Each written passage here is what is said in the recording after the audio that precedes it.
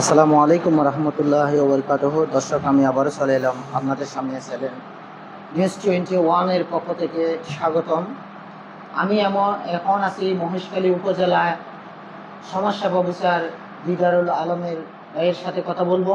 Channel 21 এর পক্ষ থেকে আমি এমন কিছু প্রশ্ন করব, যিনি মহেশখালী এসে 2023 সালের মতো উনি যোগদান করে মহেশখালীর ছেলে হিসেবে উনি এমনভাবে মানুষের সেবা করে যাচ্ছেন, যার কারণে মহেশখালী অধিকাংশ প্রায় 50% কাজ শেষে উনি বিধবা ভাতা, বয়স্ক ভাতা এবং বিভিন্ন অফিসিয়ালিভাবে যে মানুষকে নিরলসভাবে আমাদের এলাকার মানুষ সেবা দিয়ে যাচ্ছেন, যার কারণে উনি মহেশখালীর মানুষ বিধবা ভাতা, বয়স্ক ভাতা, ক্লাব এবং এতিমখানা ধরে তিনি কীভাবে সেবা দিয়ে আসছেন এবং আমাদের জনগণ ভোগান্তি না হওয়ার জন্য কীভাবে মেসেজটা দিবে মহেশখালী উপজেলা, এভাবে যিনি আমাদেরকে মহেশখালীর উপজেলা সমাজসেবা অফিসারের পক্ষ থেকে জানান দিবে।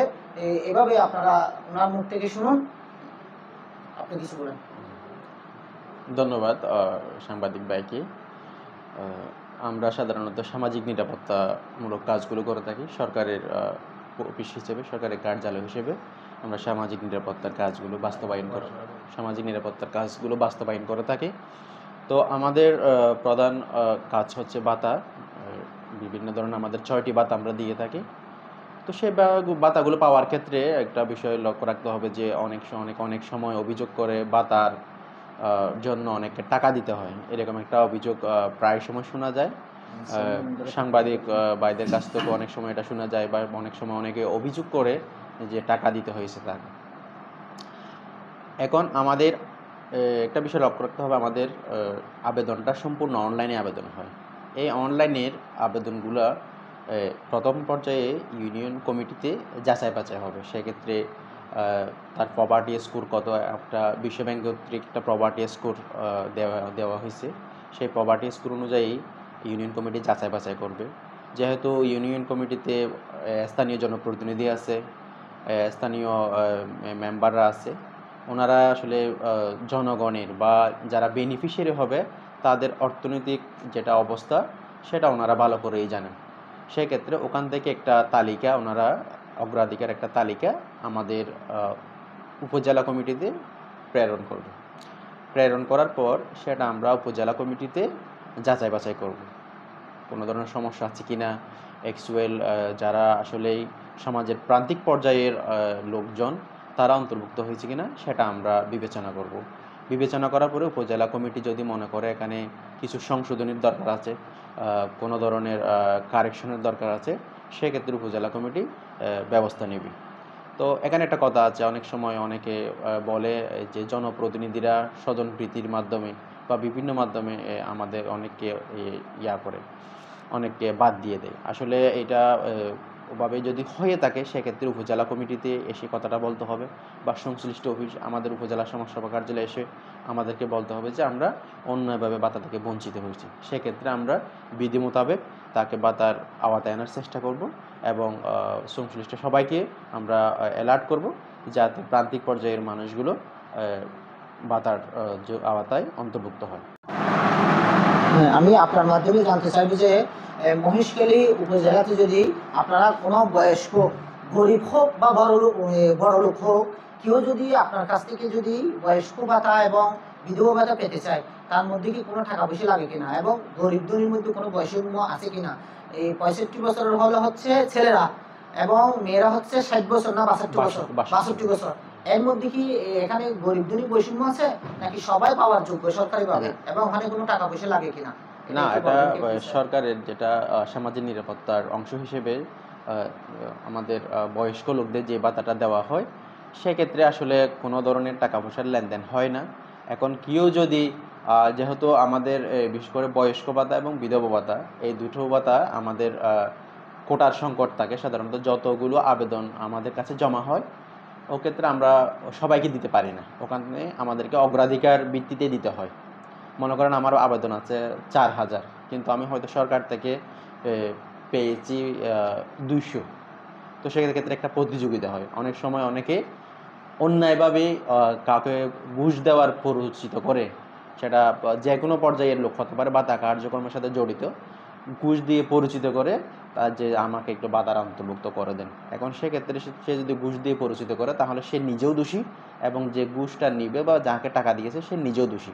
তো আমি আমার এলাকার লোকজনকে বলবো, আমার কার্য এলাকার লোকদেরকে বলবো, আপনারা এই সমস্ত কাজে জড়াবেন না। একটা অপরাধমূলক কাজ, আপনি একজনকে ঘুষ দিয়ে পরিচিত করছেন, এটা আপনি নিজে অপরাধ করছেন এবং যে ঘুষটা নিয়েছে, যে টাকাটা নিয়েছে, সে নিজে অপরাধ করেছে। তো দুজনে অপরাধী হবেন না। আপনারা যদি অগ্রাধিকার তালিকায় যদি না এসে থাকেন সেক্ষেত্রে অবশ্যই অফিসে যোগাযোগ করবেন।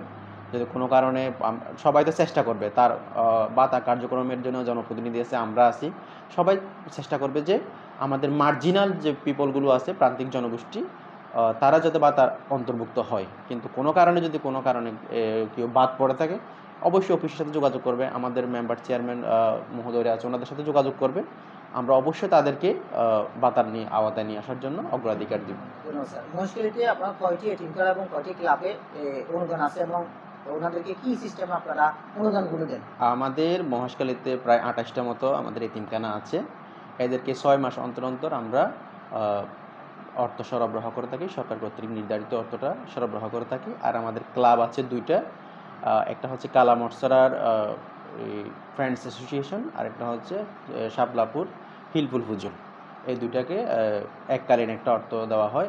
আর এতিমখানাদেরকে 6 মাস অন্তর অন্তর বছরে 2 বার করে 2 কিস্তির টাকা দেওয়া হয়। এটা কি স্যার পার্সেন্টেজ অনুসারে দেওয়া হয় নাকি এমনি শুধু সরকারিভাবে যে কোনো এতিমখানায় সদস্য যত হোক না এটা সমানভাবে দেন নাকি এতিমখানার লোকজন হিসেবে আপনারা পার্সেন্টেজ অনুসারে দেন? না, এখানে প্রথমে আপনাকে একটা বিষয় খেয়াল রাখতে হবে, এখানে এতিমগুলো নিবন্ধিত হতে হবে। এতিম বলতে এখানে আবার একটা বিষয় আছে, এখানে এতিম মানে অনেকে মনে করে যে মা বাবা নাই, এইটা না, শুধু এখানে আরও একটা বিষয় আছে, এতিম এবং সুবিধা বঞ্চিত। আমাদের সর্বশেষ গ্যাজেট অনুসারে এতিম এবং সুবিধা বঞ্চিত। এতিম মানে হচ্ছে আপনার এতিমের গ্যাজেট অনুসারে, এতিমের সংজ্ঞা অনুসারে যার বাবা নেই, ঠিক আছে, অথবা যেটা আইনগত যে গার্ডিয়ান সে নেই। এবং আরেকটা হচ্ছে সুবিধা বঞ্চিত। সুবিধা বঞ্চিত বলতে মনে করেন একজন খুব প্রান্তিক পর্যায়ের লোক, তার ছেলে মেয়ে পড়ানোর সামর্থ্যটা অভাবে নেই, বা তার পড়ালেখা বিপন্ন হবে, তার তার বাবা বা তার সংশ্লিষ্ট গার্ডিয়ান যদি পড়ালেখার জন্য অ্যাফোর্ডটা দিতে না পারে, সেক্ষেত্রে উনি সুবিধা বঞ্চিত, এবং সুবিধা বঞ্চিত শিশুর আওতায় সে আমাদের এতিমখানায় ভর্তি হতে পারবে। এখানে শুধু অনেকে এতিম বলে বিষয়টাকে ইয়া করে। স্যার আপনারা আসলে এটা প্রশ্ন করার কারণটা হচ্ছে যে এর আগে ওই আল্লামা শরীফ ফাউন্ডেশনে এতিমখানা দুর্নীতি হয়েছে, এটা কি আপনারা তদন্ত করেন নাকি ডিজিএফ এনএসআর এর তদন্ত করে এই জিনিসটা? এটা আমাদের যিনি আমাদের কক্সবাজার জেলার ডেপুটি ডাইরেক্টর মহোদয় আছে, উনি তদন্ত করেছেন, তদন্ত করে রিপোর্ট জমা দিয়েছেন।